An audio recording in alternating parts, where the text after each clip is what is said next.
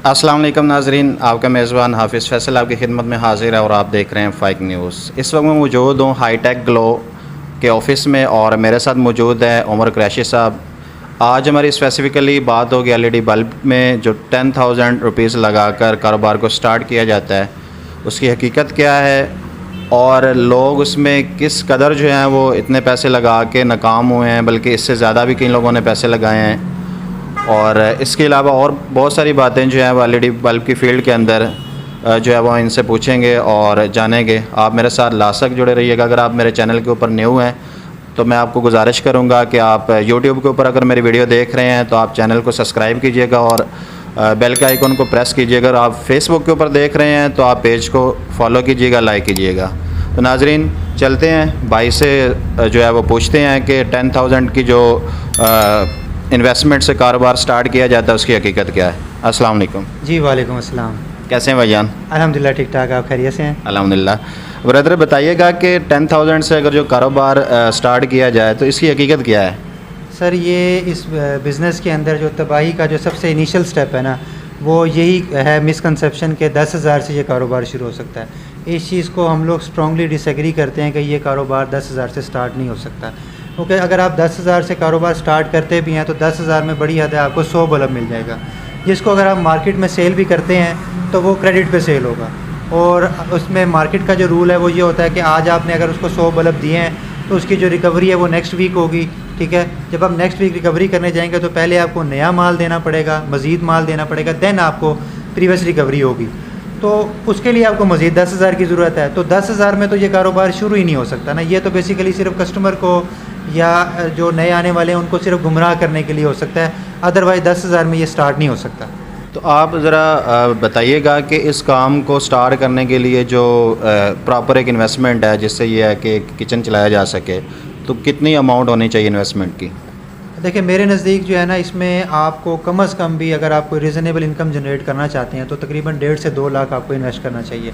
और उसकी भी मैं आपको थोड़ी सी अगर वर्किंग आपसे शेयर करूं तो वो ये है कि देखें, जब जितने पैसे भी आप लगाएंगे उसका मिनिमम 50% आपका मार्केट में एज ए क्रेडिट जो है ना वो आपका वहाँ पर फंसा ही रहेगा। ऊपर वाली जो 50% पेमेंट होगी उसी को आप रोटेट कर रहे होंगे। अगर फॉर एग्जांपल हम बात करें इस कारोबार को, जितने लोग भी स्टार्ट करते हैं वो 12 वाट से स्टार्ट करते हैं, तो 12 वाट में एवरेज प्रॉफिट तकरीबन आपका जो है वो 10 रुपये होता है। और इसमें आपकी वीकली टर्न होती है, एक वीक के बाद आपको रिकवरी होती है। तो अगर मंथ में 4 वीक हैं तो यानी आप 4 दफ़ा रिकवरी लेने जाएंगे। तो अगर आप तकरीबन 2 लाख लगाते हैं तो उसमें से लाख तो रुपये आप समझें कि 1 लाख के आप 1000 बल्ब ख़रीदते हैं और 1000 बल्ब के पीछे आप तकरीबन 10 रुपये प्रॉफिट रख के 10,000 वीकली कमाते हैं। तो तकरीबन मंथ में आप तकरीबन कोई 40,000 आप मैक्सिमम कमा सकते हैं। लेकिन उसमें यह है कि रिकवरी क्योंकि 100% नहीं हो रही होती, तो फिर भी आप उसको एवरेज अगर समझे तो 30 से 35,000 आप कमा सकते हैं अगर आप 1.5 से 2 लाख रुपए लगाते हैं। अगर आप 10,000 लगाएंगे तो उसमें आप 100 बल्ब के पीछे सिर्फ 1,000 रुपया वीकली कमाएंगे, जो कि मंथ का 4,000 बनेगा, जो कि मेरा ख्याल है कि इनफ नहीं होता। तो मेरे हिसाब से 10 आपको तकरीबन 1.5 से 2 लाख आपको लाजमी इन्वेस्ट करना चाहिए। तो बहुत से लोगों को जो है वो इस काम को स्टार्ट करने के बाद मुश्किलात का सामना करना पड़ा, तो आप कुछ बताएंगे कि इस काम को स्टार्ट करने से पहले किन चीज़ों का सीखना या किन चीज़ों को समझना जो है वो ज़रूरी है? इसमें ना सबसे पहले जो सबसे इम्पोर्टेंट चीज़ आ जाती है ना वो आपका सप्लायर है। ठीक है, कोशिश करें कि जब आप जिससे भी आप ये काम करना चाह रहे हैं, जिस भी सप्लायर से, सबसे पहले मार्केट विज़िट करें, डिफरेंट सप्लायर्स को विज़िट करें और फाइंड आउट करें कि कौन सा सप्लायर है जो कि थोड़ा टेक्निकली स्ट्रॉन्ग है। क्योंकि इस फील्ड के अंदर अनफॉर्चुनेट सिचुएशन ये है कि हमारे ज़्यादातर सप्लायर्स जो हैं वो नॉन टेक्निकल हैं, जिनको खुद किसी चीज़ का नॉलेज नहीं होता। जब आप उनसे चीज़ ख़रीदते हैं तो जब उनको नहीं पता होता तो वो आपको भी नहीं बताते। उस केस में क्या होता है कि अल्टीमेटली आप भी नुकसान बेयर कर, क्योंकि एट दी एंड वारंटी आपने देनी होती है, सप्लायर आपको माल बेच के जो है ना वो फ्री हो जाता है। तो कोशिश करें कि सबसे पहले एक आप टेक्निकल सप्लायर चूज़ करें, ऐसा सप्लायर जिसे खुद पता है कि मटेरियल मैंने चाइना से अगर ख़रीदना है तो किस तरह का ख़रीदना है, किस क्वालिटी का ख़रीदना है। जब वो खुद टेक्निकल होगा तो वो आपको ना सिर्फ मटेरियल देगा बल्कि आपको टेक्निकली भी गाइड करेगा।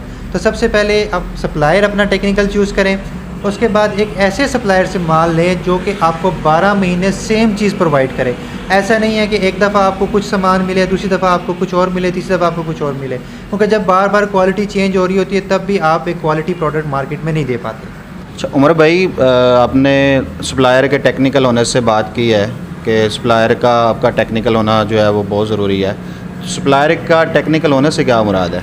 देखिए टेक्निकल होने से मुराद है कि उसको टेक्निकलिटीज़ का पता हो कि वो जो चिप यूज़ कर रहा है उसके ऊपर जो एलईडी की बीड्स लगी हुई हैं उसकी क्या क्वालिटी है, वो कितने लूमेंस पर वाट निकाल रहा है, कितने वोल्ट का दाना है, जो ड्राइवर लगा हुआ है उसके जो कैपेसिटर है वो किस कंपनी का लगा हुआ है, क्या क्वालिटी है उसकी, या बाकी जो कंपोनेंट्स लगे हुए हैं उनकी क्या क्वालिटी है, उसकी मैचिंग वो किस तरह से कर रहा है, कि चिप ड्राइवर की जो मैचिंग नॉर्मली हम बात करते हैं वोल्ट एम्पेयर की, वो किस तरह से कर रहा है, कि उसके पास कोई लैब रिपोर्ट टाइप, यानी इस तरह की चीज़ें जो बेसिक चीज़ें होती हैं ना बल्ब के वाले से, या बॉडी अगर वो लगा रहा है तो कौन सी लगा रहा है, कितने ग्राम का उसके अंदर हीट सिंक है, इस तरह की जो टेक्निकल चीज़ें हैं ना वो कम से कम उसको पता होनी चाहिए। स्पेशली अगर वो चाइना से इंपोर्ट कर रहा है, इंपोर्टर है वो, तो इन चीज़ों का ख़ास तौर पे उसको पता होना चाहिए कि वो क्या चीज़ इंपोर्ट कर रहा है। तो वो तभी पॉसिबल है कि जब सप्लायर जो है इन चीज़ों को समझता होगा, टेक्निकल होगा।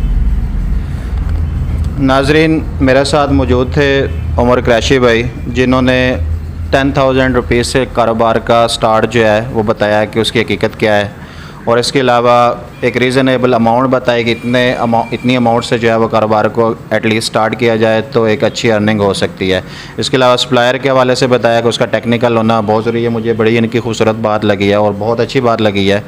तो नाजरीन, उम्मीद करता हूँ कि आपको वीडियो पसंद आई होगी, तो कमेंट में ज़रूर बताइएगा और लाइक भी कीजिएगा। और इसके अलावा अगर आपका कोई क्वेश्चन है तो वो ज़रूर आप कमेंट में बताइएगा। तो इसी के साथ आप अपने मेज़बान हाफिज़ फैसल को दीजिए इजाज़त। देखते रहें फाइक न्यूज़। अल्लाह हाफिज़।